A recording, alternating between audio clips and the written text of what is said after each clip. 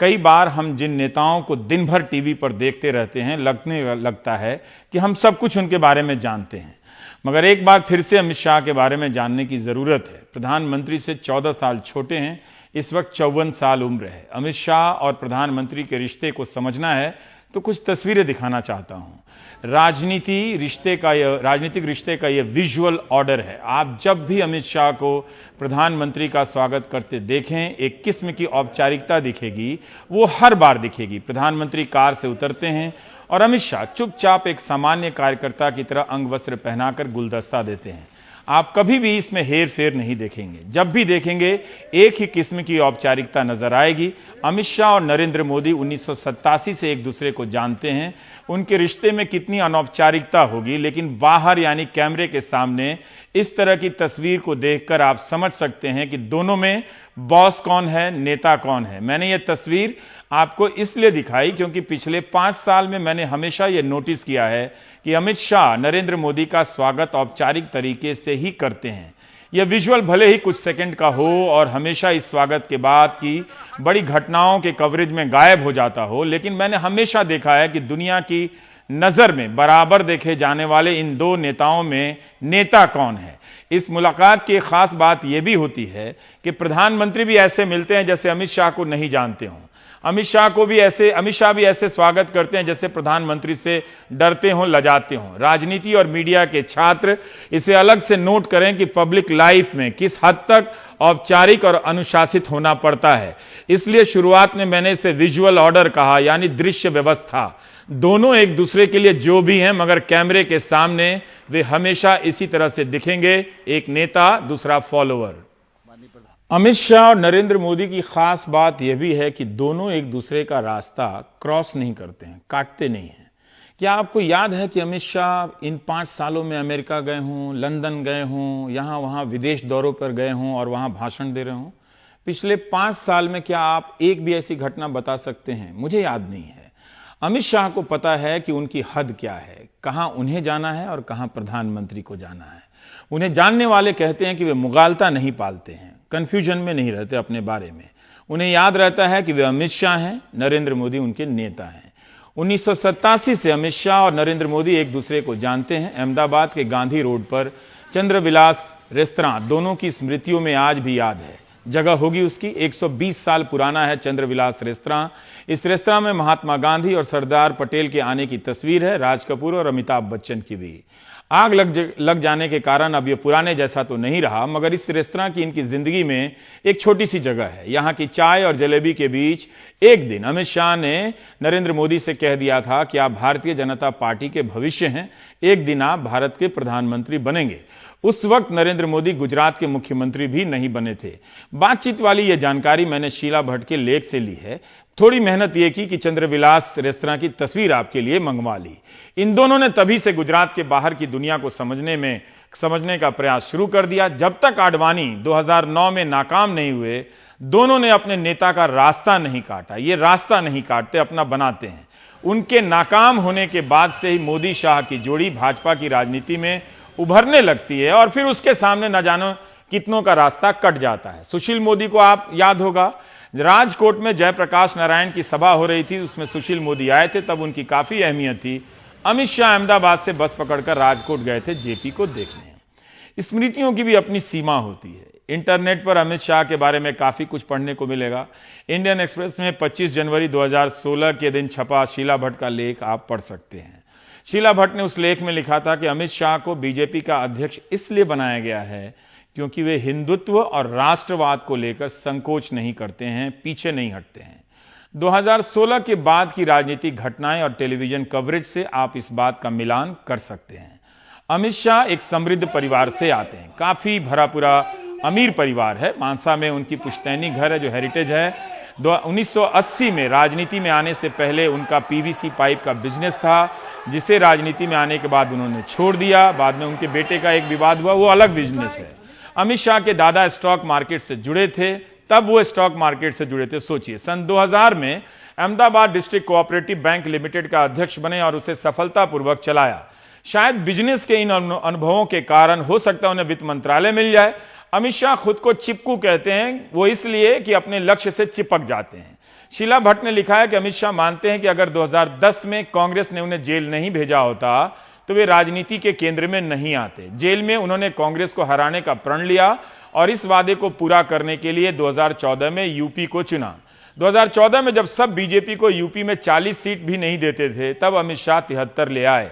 अमित शाह गांधीनगर में आडवाणी के election agent थे। जिस सीट पर आडवाणी को वो लड़ाते रहे, उसी सीट से इस बार सांसद बनकर राष्ट्रपति भवन के शपथ ग्रहण समारोह में पहुंच गए। सोहराबुद्दीन तुलसीराम प्रजापति केस और जज लोया केस के संबंध में कितना कुछ लिखा गया है, मगर आज वो दिन नहीं है, क्योंकि ये डिटेल हम बार बार सामने लाते ही रहे हैं। इस केस में अमित शाह बरी कर दिए गए हैं। सीबीआई की स्पेशल कोर्ट के इस फैसले को आगे भले न चुनौती दी गई हो, मगर इस केस की अमित शाह के राजनीतिक जीवन में बड़ी भूमिका है। उन्होंने कहा है कि जब भी उनके, शीला भट्ट से, कि जब भी उनके बारे में लिखा जाएगा, इस केस के बारे में लिखा ही जाएगा। सोहराबुद्दीन तुलसीराम प्रजापति केस उनकी छवि का हिस्सा है, जिसकी वे परवाह नहीं करते। वे अपना काम करते चलते हैं। 2007 का साल था, मैं नया नया रिपोर्टर था। गुजरात विधानसभा चुनाव के नतीजे आ रहे थे। मेरी तैनाती अमित शाह के घर पे ही हो गई। 2014 के बाद से मेरी अमित शाह से कोई मुलाकात नहीं है। इस बार जब 2019 में नतीजे आ रहे थे, तब बीजेपी ने चैनलों में भेजने के लिए 48 प्रवक्ताओं के जो रोस्टर बनाए, उसमें से एक भी प्रवक्ता का नाम मेरे कार्यक्रम के लिए नहीं था। मगर मैं 2007 के साल में अमित शाह के घर में था, बिल्कुल भीतर, उसी लाल माइक के साथ। अमित शाह जब अपनी मां का आशीर्वाद लेकर मतगणना केंद्र जा रहे थे, उनके पांव छू रहे थे, तब मैं अमित शाह के घर भीतर फिल्मा रहा था। वो मैं आपको दिखाना चाहता हूं। रिजल्ट से पहले अमित शाह ने कहा था कि बीजेपी को 2/3 सीटें आएंगी, और रिजल्ट भी ऐसा ही हुआ था। गुजरात के गृह मंत्री अमित शाह मतगणना केंद्र पर जाने से पहले अपनी मां के पांव छूकर आशीर्वाद ले रहे हैं। यहाँ पर इनका पूरा परिवार जो है एक अच्छे बेटे की तरह हैं यहाँ पर वो, और जीत की शुभकामनाएं, दुआएं ले रहे हैं। और हमारे साथ अब मां ने भी एक माला पहना दिया है बेटे को। अच्छा है, यहाँ पर गांधी की भी तस्वीर है और देवी देवता का एक पूरा एक भक्तिमय माहौल है। शाह साहब, माँ का आशीर्वाद जरूरी है जनता के बाद? हाँ, मेरे लिए तो सबसे पहले माँ का आशीर्वाद सबसे पहले जी। आज जो एक जो सब कयास लगा रहे हैं, हम जा रहे हैं कि अब आखिरी दौर में चंद मिनटों के बाद नतीजे सामने होंगे। हम जानना चाहते हैं कि वाकई में आप जीत रहे हैं? देखिए, नतीजे आपके लिए चंद मिनटों में डिक्लेयर होंगे, हमारे लिए डिक्लेयर है। हम प्रजा के बीच में रहे हैं। गुजरात की जनता ने एक बार फिर से 2/3 बहुमत से भाजपा को जिताने के लिए मतदान किया है। और मैं मानता हूं कि नरेंद्र भाई के नेतृत्व में फिर से एक मजबूत भाजपा सरकार राज्य में बनेगी। हम ये जानना चाहते हैं कि हर चुनाव के बाद हर चुनाव में एक तरह से एक बहुत गर्मा गर्म माहौल हो जाता है। आप अपनी मां के साथ हैं, कोई ऐसी बयानबाजी जिसे लेकर आपको, अपनी पार्टी की बयानबाजी जिससे लेकर थोड़ा अफसोस होता, ना करते तो अच्छा, एक पश्चाताप, एक मतलब रियलाइजेशन जिसे कहते हैं, वो बताइए। देखिए, पार्ट ऑफ गेम है, इससे कोई पश्चाताप वाली बात नहीं होती है। चुनाव में दोनों ओर से इस तरह की बयानबाजी होती है और ये रूटीन बात है। ना मैं बदला ना अमित शाह। अमित शाह के इस जवाब से आप उनकी राजनीति की शैली को समझ सकते हैं। 2007, ये 2019 है। शायद प्रायश्चित की कोई जगह नहीं है उनकी राजनीति में, लेकिन अमित शाह को मैंने दिल्ली के विधानसभा चुनाव में 150 कार्यकर्ताओं को भी, बल्कि उससे भी कम कार्यकर्ताओं को संबोधित करते देखा था। मुझे लगा था कि राष्ट्रीय अध्यक्ष इतनी कम भीड़ देकर लौट जाएंगे, मगर अमित शाह ने दक्षिण दिल्ली के इलाके का अपना कार्यक्रम पूरा किया, जब 20-25 लोग, 50 लोग भी नहीं थे। अमित शाह सोमनाथ मंदिर ट्रस्ट के अध्यक्ष हैं, गुजरात क्रिकेट एसोसिएशन के भी अध्यक्ष रह चुके हैं। एक राजनेता की जीवन यात्रा बहुत दिलचस्प होती है। वह कब किताब बन जाए और कब किताब का फुटनोट्स कोई नहीं जानता है। जो नेता होता है वो फुटनोट्स में भी रहता है और किताब भी बन जाने पर रहता है। अमित शाह ने बीजेपी को भी बदल दिया। दर्जनों जिलों में बीजेपी का नया दफ्तर बनाया गया। अमित शाह ने इनकी योजना बनाई और अपना कार्यकाल खत्म होने से पहले देश के कई जिलों में बीजेपी का नया आलीशान दफ्तर बनाकर तैयार कर दिया। दूसरी पार्टी के नेताओं के बारे में हमने सुना है कि वे पार्टी का पैसा लेकर दूसरे दल में भाग जाते हैं, मगर अमित शाह के निर्देशन में बीजेपी से लगता है कोई भाग नहीं सका और नए नए दफ्तर बन गए। दिल्ली का मुख्यालय भव्य तो है ही, इन दफ्तरों से भी एक नई राजनीतिक व्यवस्था का अंदाजा हो जाना चाहिए था।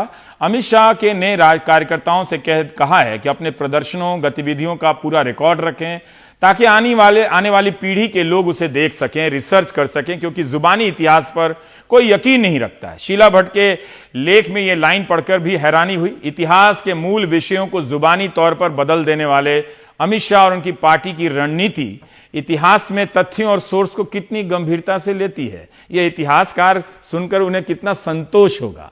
शपथ ग्रहण समारोह का अपना जलवा होता है।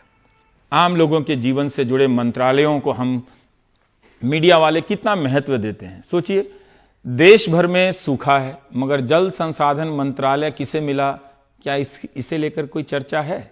गृह मंत्रालय किसे मिलेगा, इसे लेकर हम सभी पत्रकार चक्कर में रहते हैं, क्योंकि आप दर्शकों के सामने हम भारी भरकम फूफा लगते हैं कि हाँ, ये जानते हैं दिल्ली की सत्ता व्यवस्था को। सत्ता हमारी सोच पर हावी होती जा रही है।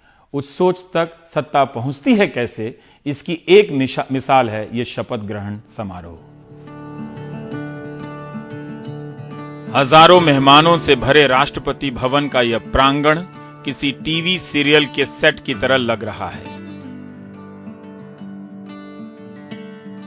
उदारीकरण के दौर में हमने जिस भारत को टीवी सीरियलों के जरिए देखना शुरू किया था, वह भारत आज राष्ट्रपति भवन के प्रांगण में सेट की तरह ही तो भव्य नजर आ रहा है। यहां आने वाली हस्तियां शपथ ग्रहण समारोह को किस्से कहानियों में बदल रही थीं। अनेक चैनलों के जरिए दूर दराज के इलाकों में बैठे लोग जब इन हस्तियों को देख रहे होंगे तो यहां तक पहुंचने का सपना भी देख रहे होंगे। सत्ता की भव्यता आम घरों में इसी तरह देवत्व लिए प्रवेश करती है, सपना बनती है। कोई राजू प्रधानमंत्री बनने का सपना देख रहा होगा, कोई सुनीता प्रधानमंत्री बनने का सपना देख रही होगी। राजनीति और मीडिया के इस मोदी सिस्टम दौर में आप विजुअल ऑर्डर को नहीं समझेंगे तो मोदी दौर को नहीं समझ सकते। सब कुछ कैमरे की निगाह से भव्य है। इस भव्यता के दो छोर हैं। एक छोर पर प्रधानमंत्री मोदी हैं और दूसरे छोर पर वो तमाम विशिष्ट लोग जो आज के दिन खुद को खास समझ रहे हैं, मगर उन्हें कैमरा आम लोगों की तरह दिखा रहा है। सब कुछ कितना करीब का लग रहा है, मगर तब भी दूरी का हिसाब ठीक ठीक बिठाया गया है। भारत अपनी नियति को दर्ज कर रहा है।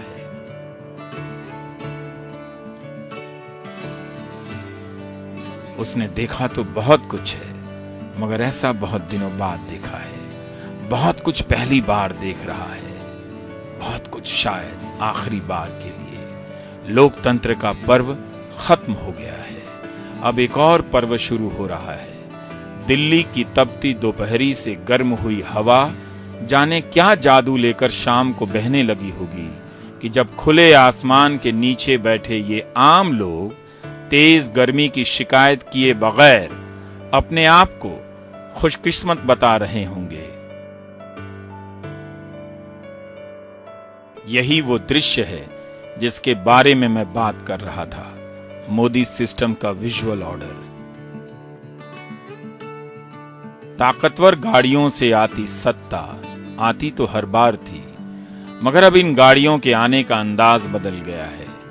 सत्ता के दिखने और देखने का तरीका बदल गया है। भारत को देखने का तरीका बदल गया है। यह नया भारत है, नया नया दिख रहा है। आम से लेकर खास लोग प्रधानमंत्री के स्वागत में खड़े हो गए हैं। कैमरे ने सबको दर्ज कर लिया है। शपथ ग्रहण 5 साल में एक बार आता है।